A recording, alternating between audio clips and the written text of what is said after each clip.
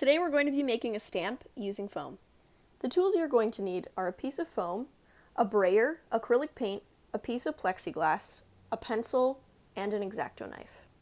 I'm working on a self-healing cutting mat to make sure I don't damage my table. Using a pencil, give yourself an outline of the shape that you're going to want your stamp to be.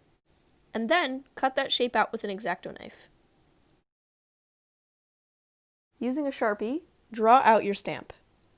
You can create any type of texture you want in your stamp by poking holes in it with a pencil or even creating lines.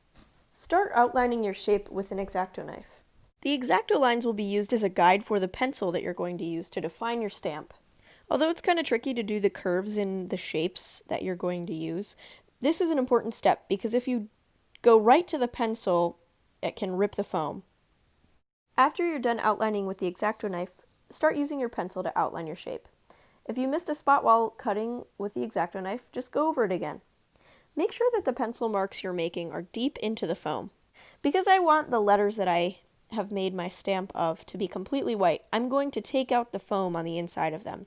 But if you don't want them to be white and you just would like the lines of your stamp, you can skip this step. I'm using a pen cap to scrape out all of the centers of the letters. But like I said, either way, the stamp is going to look great because you've made crisp lines using your X-Acto knife. Let's start the printing process. I have my paint on my plexiglass sheet and I'm spreading around with the brayer to make sure that it's a nice even layer of paint.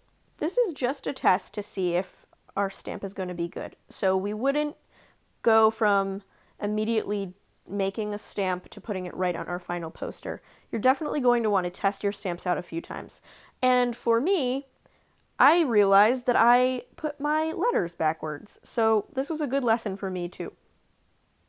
If you're going to be doing a word, you have to write it backwards on your stamp so it will be forward-facing when you print it.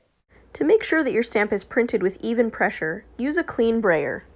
As soon as you're done applying pressure, carefully lift the stamp up. After printing the stamp, you can do whatever you want over top of it. I chose to go in with a pencil and a Sharpie. The possibilities are endless with stamps. You can make them as big as you want, you can layer them, you can use different colors, and you can use just about anything to create a texture on a stamp.